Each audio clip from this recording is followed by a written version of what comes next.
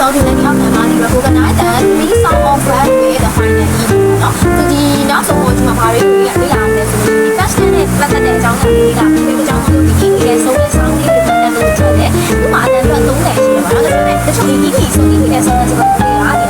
and then try it as a relation what that cover that try it as a relation down below the and then the sound will be done and what are the amount of relation on now and the family negative question for all the first time the question on it the family the question for it the down the and what are the first time regularကြောင်းလေးနေတာနောက်တစ်ခါကျတော့ဒီမှာ yes no question နဲ့ဒီ way question တွေကြောင်းနေတာပါပေါ့နော်အဲ့ဒါပြောရမှာဒီမှာဆိုလို့ရှိရင် discuss the school and school subject အကြောင်းလေးကိုလေ့လာပြီးတော့ဆွေးနွေးကြတာပေါ့နော်အဲ့တော့ပထမဆုံးလေ့လာတဲ့အကြောင်းလေ့လာကြတယ်ပထမဆုံးဘာတောင်လေ့လာပါလဲဒီ final ED sound ပေါ့နော်ဒီ final ED sound မှာဆိုလို့ရှိရင်ဒီ you final ED with sound for past tense ပေါ့နော် ED နဲ့ဆုံးတဲ့စကားလုံးလေးတွေက past tense မှာပဲတွေ့ရတယ်ပေါ့နော်ဒီ past tense မှာဒီ ED နဲ့ဆုံးတဲ့စကားလုံးလေးတွေကတော့အတန်း3မျိုးရှိတယ်ပေါ့နော်ကျွန်တော်တို့ပြောတဲ့လေးတွေရှိတယ်ဆိုလို့ရှိရင်ဒီ unless right unless ဒီ right left ပေါ့နော်အဲ့ဒါမှထွက်လိုက်တဲ့ဒီပေါင်းတဲ့ ED ပေါင်းတဲ့စကားလုံးလေးတွေကိုဒီ right left consonant လို့လည်းခေါ်တယ်နောက်တစ်ခါကျတော့ဒီ D နဲ့ဆိုတော့အဲ့ဒါဆို D နဲ့ဆိုတဲ့ဟာလေးပြောချင်တာပေါ့နော်နောက်တစ်ခါကျတော့ဒီ D ပေါ့ဒီ sound လေးကကျတော့သူကကျတော့ white consonant ပေါ့နော်ဒီအတန်ထွက်တယ်ပြီးတော့နောက်တစ်ခါကျတော့ဒီ consonant ရောပါမယ်ရောပါတယ်ပေါ့နော်ဒီမှာကျနောက်တစ်ခါကျတော့ ID sound ပေါ့နော် ID ကတော့ဒီလက်တော့ T and D ပေါ့နော်ဒီလက်က D နဲ့ဒါက D sound နဲ့အတန်ထွက်တဲ့ sound ဟောပေါ်ရင်လည်းပြရမယ်ဆိုလို့ရှိရင်တော့ white left sound ကိုလို့ရှိရင် jam watch တို့အဲ့ဒီစကားလုံးလေးကဒီ ED ပိုင်းမှာဒီ jam watch Rochester တက်တော့အတန်ထွက်ဘူးနော်ဒီ jam ပေါ့ဒီ word မှာစကားလုံးလေးအတိုင်းနဲ့လို့ဒီအတန်ထွက်တယ်ဒီ ED ပေါင်းလားမပေါင်းလားဆိုတာနဲ့ဆိုင်တော့ပဲသူရဲ့ဒီအတန်ထွက်မှုကဒီ ED အတန်ထွက်ကိုထွက်လို့မရဘူးပေါ့နော် white left consonant တွေနဲ့ကြောင့်လို့သူကို ED အတန်ထွက်တွေထဲပေါင်းတော့ဖတ်လို့မရဘူးနောက်တစ်ခါကျတော့သူကဒီအတန်ထွက်မရတဲ့ဟာပေါ့နော်ဟိုမှာဆိုလို့ရှိရင် call list နောက်တစ်ခါကျတော့ D sound ပေါ့နော်ဒီအတန်ထွက်မရတဲ့ sound တွေက D sound တက်ဆိုတဲ့အတန်ပေါ့နော်ဟိုမှာဆိုလို့ရှိရင် call ထဲမှာ ED ပေါင်းလိုက်ရှင် call တယ်နောက်တစ်ခါကျတော့ listen နောက်မှာဒီတန်လေးနဲ့ဆိုတဲ့ကြောင့်ဒီတက်ဆိုတဲ့အတန်လေးထည့်ပြရနောက်တစ်ခါကျတော့ ID ပေါ့နော်ဒီ ID ကကျတော့သူကဒီ T sound လေးဟုတ်တယ် G sound လေးဟုတ်တယ်ပေါ့ဥပမာတနည်းအားဖြင့်ဒီ one မှာဆိုရင်နောက်မှာ T နဲ့ဆိုတဲ့ကြောင့်မို့ဒီကို one တစ်ဆိုပြီးတော့တစ်ဆိုတဲ့စကားလုံးလေးနဲ့ထွက်ပြီးတော့ဒီမှာ ni ကကျတော့ G နဲ့ဆိုတဲ့ကြောင့်မို့ ni တစ်ဆိုပြီးတော့ဒီကိုအတန်လေးထွက်ပြရတယ်ပေါ့နော်အဲ့ဒါကဒီ T နဲ့ G နဲ့ sound တစ်မျိုးအသုံးပြုပုံလေးရှိတယ်ပေါ့နော်အဲ့ဆိုလို့ရှိရင်ဒီ E နဲ့ဆိုတဲ့စကားလုံးလေးမှာဆိုရင်အတန်ထွက်သုံးမျိုးရှိတယ်ပထမတစ်မျိုးကဒီအတန်ထွက်လို့မရတဲ့ဒီ right left consonant တွေပါသလိုနောက်တစ်ခုကဒီအတန်ထွက်လို့ရပေမဲ့လည်းသူ့ကိုဒီ D sound လေးပေါ့နော် that ဆိုတဲ့အသေး sound လေးနဲ့သူ့ကိုပြန်ပြီးအဆုံးသတ်ပေးတဲ့စကားလုံးလေးရှိရဲနောက်တစ်ခုကဒီ T sound ရော D sound ရောသုံးပြီးရဟာပေါ့one tit လို့လိုမျိုးဒီ need tit လို့လိုမျိုးဒီ T tit နဲ့ tit နဲ့အဲ့ဟာနှစ်ခုကိုအသုံးပြုတဲ့ sound လေးရှိရပေါ့နော်ဒါကတော့ဒီ ED နဲ့ဆုံးတဲ့ sound လေးတွေဖြစ်ကြတာဥပမာဆိုလို့ရှိတာကတော့ခဏတော့ကslide မှာပါပြရတယ်ပေါ့နော်အဲ့ဒီမှာဒီရဲ့အောက်မှာပါရှိလဲဆိုတော့ဒီ past simple လေးအကြောင်းကိုကြည့်ကြည့်မယ်ဒီ past simple ကကျွန်တော်အလုံးသိပြီးသားဒီအတိတ်မှာဖြစ်ပျက်ခဲ့တဲ့အရာတွေမှန်သမျှကိုပြောချင်တဲ့အခါကြောင့်လို့ရှိရင်ဒါ past simple နဲ့တုံ့ပြန်ပေါ့နော်တနည်းအားဖြင့်သူကဘာပြောချင်တာဆိုတော့ thanks for action ဘယ်လို action မျိုးလဲဆိုလို့ရှိရင် complete before the present ကအခုရောက်နေတဲ့လက်ရှိအချိန်မတိုင်ကတည်းကပြီးသွားတဲ့အကြောင်းအရာတစ်ခုကိုဖော်ပြချင်တယ်ဆိုလို့ရှိရင်ဒီ past tense လေးကိုအသုံးပြုပြီးတော့ဖော်ပြရတယ်ပေါ့နော်အဲ့ဒီမှာ past tense မှာဆိုရင်ဘယ်လိုရှိလဲဆိုလို့ရှိရင်ဒီ past action ပေါ့နော်အတိတ်မှာဖြစ်ပျက်ခဲ့တဲ့ဒီ action တွေအကြောင်းရှိမှနောက်တစ်ခါကျ past habit တွေအတိတ်မှာဖြစ်ပျက်ခဲ့တဲ့ဒီ habit တွေပုံမှန်လုပ်နေကြအလေးအကျင့်ကိုတင်းလို့မျိုးအဲ့ဒီဟာလေးတွေနောက်တစ်ခါကျဒီ past fact ပေါ့နော်ဒီအတိတ်ကစိတ်မှာသက်ဆိုင်နေတဲ့ဒီအကြောင်းအရာအချက်အလက်တွေဖော်ပြတဲ့အခါမှာအသုံးပြုတယ်အဲ့မှာ example လေးကိုပေးတာပေါ့နော်ဆို I started science at university သူ university တော့ကဒီ science ကိုလေ့လာခဲ့ပြီးလို့ပြောချင်တာပေါ့နော်ဆို I started နောက်တစ်ခါကျ last year ဆိုတဲ့ဒီအတိတ်စကားလုံးလေးပါတယ် he already played football on Saturday စနေနေ့ကသူကဒီအနေနဲ့လို့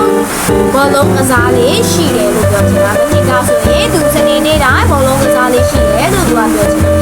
အဲ့ဆိုလို့ရှိတာအတိတ်ကအကြောင်းအရာဖြစ်တဲ့အတွက်ကြောင့်မို့လို့သူ ED လေးပေါင်းတာလေးပေါ့နော်ဒီမှာလည်း one ကိုဖြုတ်ပြီး IED လေးပေါင်းတာလေးဒီမှာလာကြတော့ဒီ Cleopatra က live in Egypt ပေါ့နော်ဒီ Cleopatra ကသူကကြတော့အခုလက်ရှိမှာမရှိတော့ဘူးဖြစ်တဲ့အတွက်ကြောင့်ဒီ Egypt ကရောမခေတ်ကလေးကရှိတဲ့ Cleopatra ဖြစ်တဲ့အတွက်ကြောင့်မို့လို့သူကအခုမရှိတော့တဲ့ကြောင့်ဖြစ်တဲ့အကြောင်းအရာအချက်လက်ဖြစ်တဲ့အတွက်ကြောင့်မို့လို့အဲ့ဒီဟာကိုဒီ web past နဲ့အသုံးပြုပြီးတော့ဒီကို ED လေးပေါင်းချင်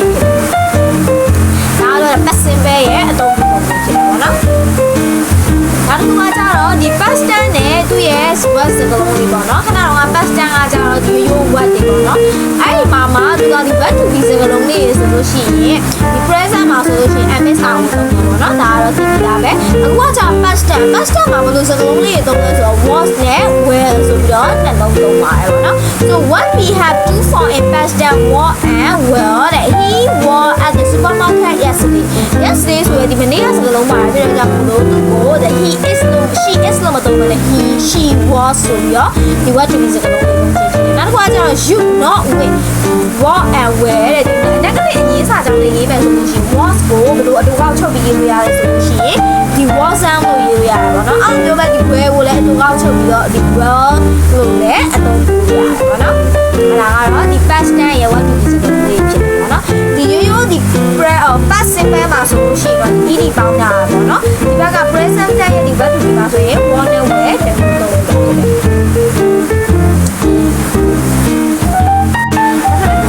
ဒီ past tense ကိုမှသူကဒီ what to be question ပေါ့နော်ဒီတနည်းအားဖြင့်ဒီ yes no question တွေအတွက်မှာလည်းသူကဒီ was were ကိုသုံးသလိုဒီ WA question မှာလည်း was were ပဲသုံးတယ်ဆိုတဲ့အကြောင်းကိုပြောချင်တာပေါ့နော်ဆိုတော့အမှဆိုလို့ရှိရင် you was were for yes no question about the past ပေါ့နော်ဒီအတွေ့အကြုံကိုဒီ yes no question လို့ဆိုလို့ရှိရင် was were နဲ့သုံးပြရတယ်လို့ဒီ WA question ဝတ်တွေမှာလည်းဒီ your were ကိုအသုံးပြုပြီးတော့ဒီ information question တွေလည်းလုပ်ပြရတယ်ပေါ့နော်တနည်းအားဖြင့်ဒီ WA question တွေကကြာကိုသိချင်တဲ့အကြောင်းအရာကိုမေးချင်တဲ့အတွက်ကြောင့်မို့လို့ဒီ information question တွေတနည်းအားဖြင့်ခေါ်တယ်ဒီ yes no ကကြာတော့ဒီ yes no question နဲ့သုံးမယ်ဆိုရင် was နဲ့ were တွေကိုဒီစာစမ်းရဲ့ဒီစိတ်ဆိုမှရေးလိုက်ခြင်းအဖြစ်ကဒီ yes no question ဖြစ်လာတယ်ပေါ့နော်အမှ example လေးကကြာတော့ what the bread delicious ပေါ့နော်ဒီ bread ကအရာသာရှိတာလို့ပြောမေးချင်တာပေါ့နော်အဲဆိုတော့သူရဲ့အဖြေက yes is was ပေါ့နော်တကယ်လည်းဒီ was နဲ့မေး was နဲ့ပြန်ပြရမယ်အကယ်၍က is နဲ့မေး is နဲ့ပြန်ပြ do နဲ့မေး do နဲ့ပြန်ပြပေါ့နော်အဲ့ဒါမေးကို yes no question ဒီမှာဒီသုံးတဲ့ပတ်တန်လေးဖြစ်တယ်အခုကကျတော့ who was your teacher last year ပေါ့နော်ဒီ who ကကျတော့ဒီ UA question လေးပေါ့တနည်းအားဖြင့် information question လေးကိုဖြစ် information question လေးဖြစ်တယ်ပေါ့နော်အဲ့ဒီမှာ who was ဆိုတဲ့ဒီ last year ဆိုတဲ့ပုံလေးပါတာမို့လို့ who was နဲ့တုံးလာပြီးတော့မနစ်တော့ကနေဆီယာမှာမလို့လဲဆိုတာသိချင်တဲ့အကြောင်းအရာလေးရေးတာပေါ့နော်အမ Mr. Dear was the teacher last year ပေါ့နော်ဒါတော့ဒီ past tense ရဲ့ question လေးပဲဖြစ်တယ်အခုနောက်တစ်ခုကကျတော့ဒီ past tense နဲ့တွဲသုံးတဲ့ဟာလေးပေါ့နော်သူက there ပေါ့နော် there is there အားကိုဒီ present tense မှာသုံးလို့ပဲဒီ past tense မှာလည်း there was there were ဆိုပြီးတော့အသုံးပြုလို့ရှိတယ် there was there were ကဘယ်အရာတွေဖော်ပြဖို့လဲဆိုလို့ရှိရင်ဒီသူကကျတော့ a noun for amount of location ပေါ့နော်ဒီနေရာတစ်ခုကို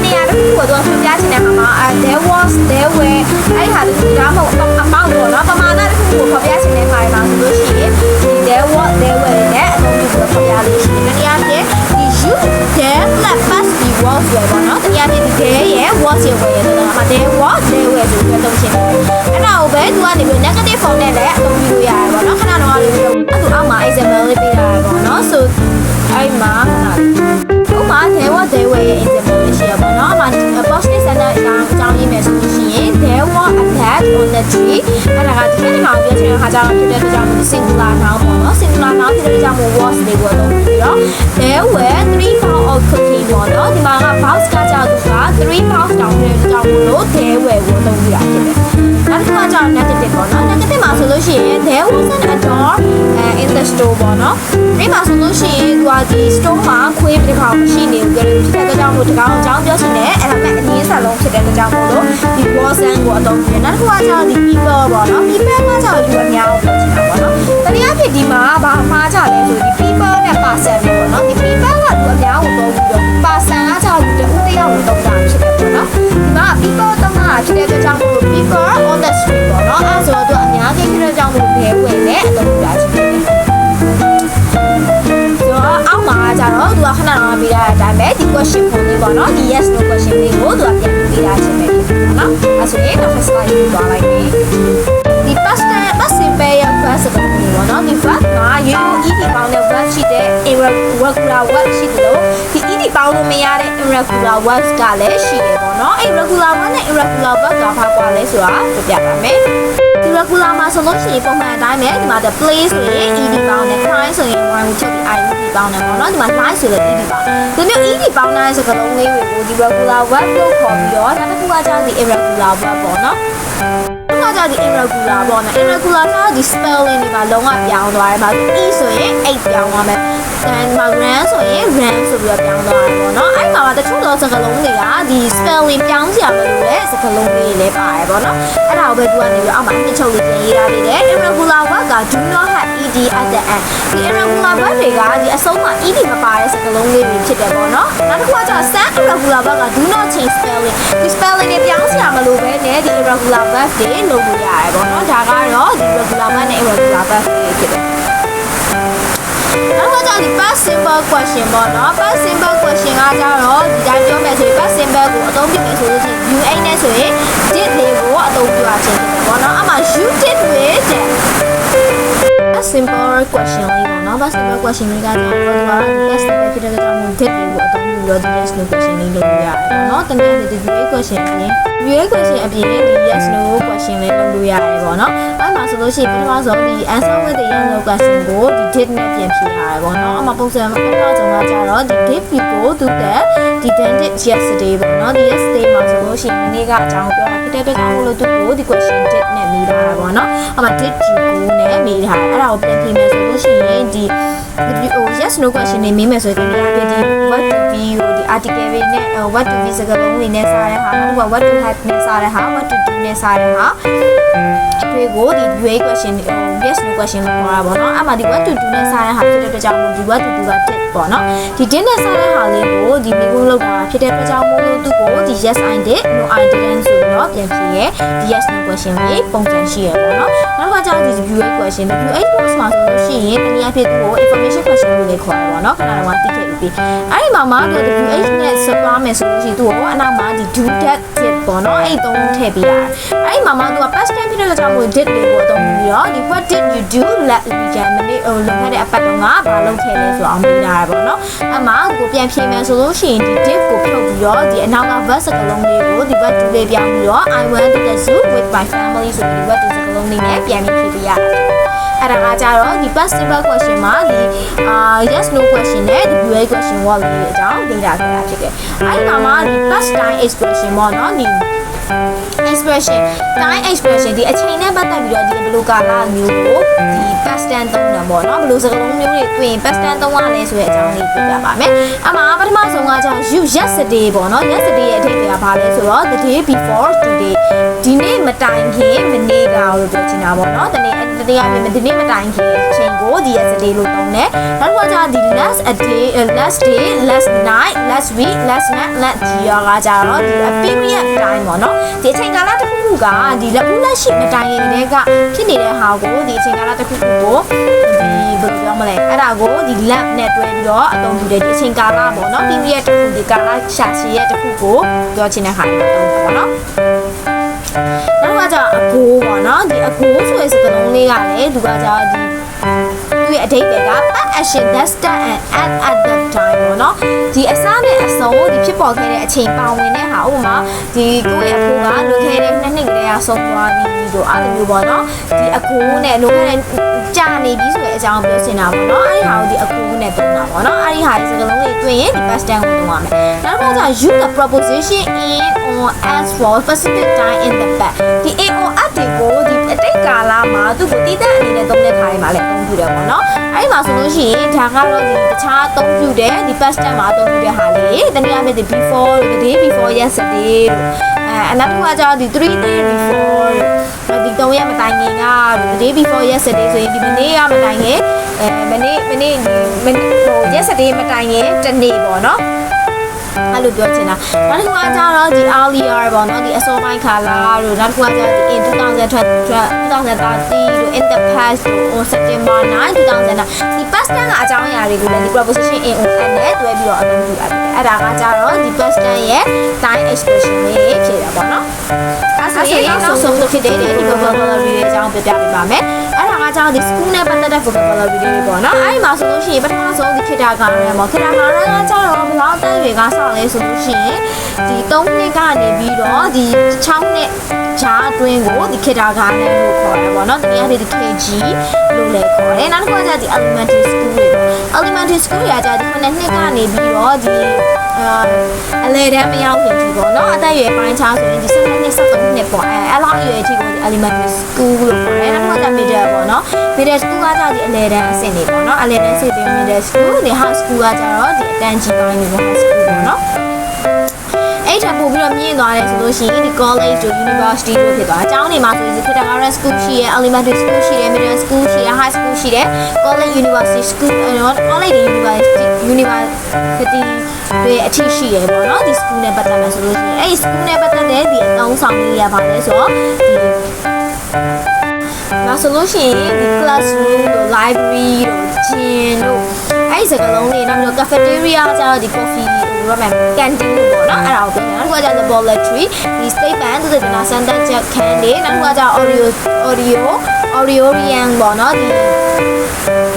audio လုပ်တဲ့အခန်းပုံစံမျိုးပေါ့နော်အဲ့ဒီပုံစံမျိုးတွေအခန်းလေးတွေရှိရမှာပေါ့ကျောင်းတစ်ခုမှာဆိုရင်အဲ့ဒီမှာမှဒီကျောင်းမှာဆိုရင်ဘယ်လို subject မျိုးတွေရှိလဲဆိုရင် math English science history and physical education PE တနည်းအားဖြင့်ကာယအခြေအနေပေါ့နော်အဲ့ဒါကကြောင့်ဒီကျောင်းတစ်ခုမှာလိုအပ်တဲ့ဒီ subject လေးတွေဖြစ်တယ်ဆိုတဲ့အကြောင်းကိုသူကနေပြီးတော့ဒီ school မှာ school နဲ့ပတ်သက်ပြီးတော့အကြောင်းအရာဘုတ်ခတ်လေးအချို့ကိုထည့်ထားပေးရပါတော့။ဆိုတော့ဒီနေ့ကတော့ဒီ A1 grammar English course ကိုပြီးသွားပါပြီပေါ့နော်။အဲဆိုတော့ဒီ A2 grammar ကိုဆက်လက်ပြီးသင်သွားပေးပါမယ်။အဲဆိုတော့ဒီ page ဒီ YouTube ရဲ့ channel မှာဒီ A2 grammar course လေးတွေကိုသင်ထားပေးတာလေးလည်းရှိတယ်ပေါ့နော်။အမှသွားပြီးတော့ဒီ A2 grammar course လေးတွေကိုလေ့လာလို့လည်းရပါတယ်။ဆိုတော့don't forget to give like and subscribe ပေါ့နော်ဒီ like နဲ့ subscribe လုပ်ပြီးတော့နေပါနဲ့တကယ်ချင်းတွေကိုလည်းပြန်ပြီးတော့ share ပေးလို့ရပါတယ်เนาะဆိုတော့အားလုံးပဲနောက်ဗီဒီယိုမှာတွေ့ကြပါမယ်